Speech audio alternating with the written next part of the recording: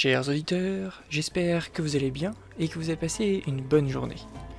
Nous repartons ensemble en Mandélisie pour ce 20e épisode du retour de l'opération Papillon. « 20 décembre. Toute la nuit, l'aviation montgarléenne s'est relayée pour bombarder l'archipel de Fémicie.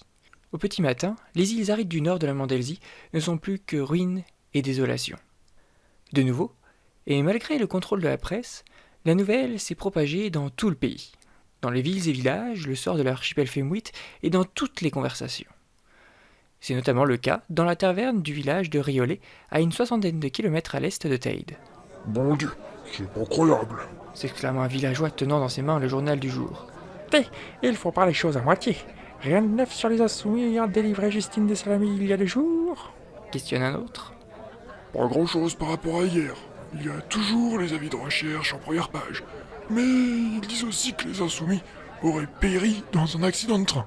C'est à n'y rien comprendre. » À cet instant, une troupe de voyageurs entre dans la taverne. Ils sont une dizaine. Tous paraissent exténués. Leurs vêtements sont à moitié en lambeaux. Parmi eux, un homme encapuchonné porte sur son dos une jeune femme mourante. Les nouveaux venus s'installent dans un coin sous le regard inquisiteur du reste de la salle. Alors que la jeune femme est allongée sur une banquette, un villageois décide de rompre le pesant silence qui s'est installé. « Dites donc, vous vous croyez dans un hôpital, là? Et d'abord, qui êtes-vous? Quand on est étranger, l'usage veut qu'on se présente. Allons, parlez !» L'homme encapuchonné se découvre. Tout en faisant un discret signe aux autres membres du groupe de se tenir en alerte, celui-ci prend la parole. « Alfred Valamir pour vous servir. Je pense que vous avez dû voir nos avis de recherche dans vos journaux. » Le silence se fait de nouveau. La tension est palpable. « Qu'est-ce que vous venez faire ici ?» questionne le tavernier. « C'est que je ne veux pas de problème, moi. Vous vous doutez bien que nous allons devoir vous dénoncer. »« Tu vois, Alfred, je t'avais bien dit que c'était trop risqué !» peste Bibulgare. « Nous n'avons pas le choix, Bibule. Cher villageois, je sais que vous n'avez guère d'autre possibilité que de vous soumettre au régime du Grand Scan. Cependant, nous avons une blessée grave avec nous. Si nous la laissons plus longtemps dans cet état, elle risque d'y rester. Il faut lui administrer des soins rapidement. » Une vieille femme, assise dans un recoin de la taverne, se lève. C'est la tenancière. « Il s'agit de Justine, n'est-ce pas ?» Alfred baisse les yeux. Après un long silence, traduisant son inquiétude, il répond « Oui ».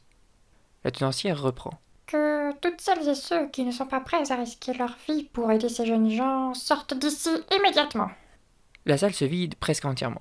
Seule reste la patronne de la taverne, un homme à l'allure soignée nommé Guillermo Padanorac, et une femme répondant au nom de Camille Lautrac, dont les habits laissent penser qu'elle s'occupe d'une écurie.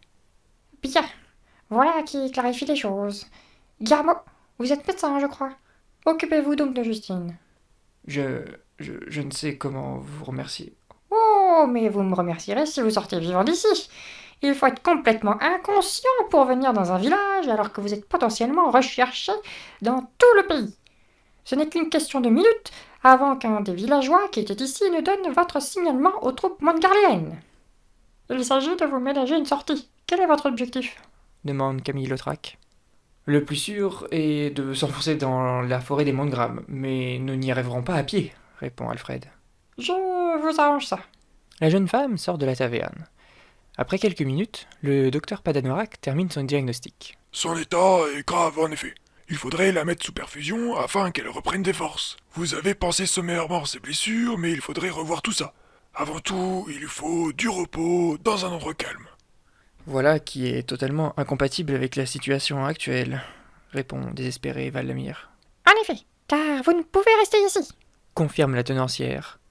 Comme pour supporter ses propos, Camille Lautrac, alarmé, revient dans la taverne. Les troupes montgarléennes sont déjà là. Il paraît même que le colonel Kant est de la partie. Nous devons fuir. Des chevaux sont attelés derrière le bâtiment, et de là, nous pourrons rapidement gagner la forêt et nous y cacher. Et Justine s'inquiète Alfred. « Je vous accompagne aussi, » déclare le docteur Padanorac. « Je vais lui administrer un petit quelque chose qui trompera momentanément son organisme, de sorte à ce qu'elle puisse tenir encore un peu. Dites-vous bien qu'il nous faut trouver un refuge dans les 24 prochaines heures. » Sur ces mots, La petite troupe gagne l'arrière de la boutique où l'attend une dizaine de chevaux. Justine est installée dans un chariot, également tiré par 2 équidés. Juste avant de partir, Alfred s'adresse à la tenancière de la taverne. « Vous ne venez pas avec nous ? J'ai passé l'âge pour ça, jeune homme. Mais vous risquez... » À cet instant, à l'autre bout du bâtiment, des militaires montgarliens enfoncent la porte de la taverne.